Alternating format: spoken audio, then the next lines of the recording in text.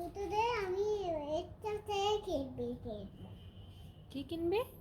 কিনবি। এটা দে চোখকে কিনবো, এটা দে কেটে কিনবো।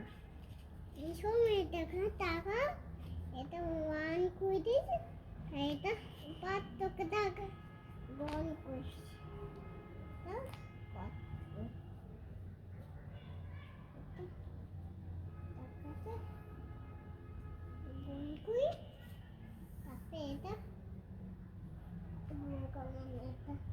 এটা বাইক, এটা এটাকে এটা লক করি।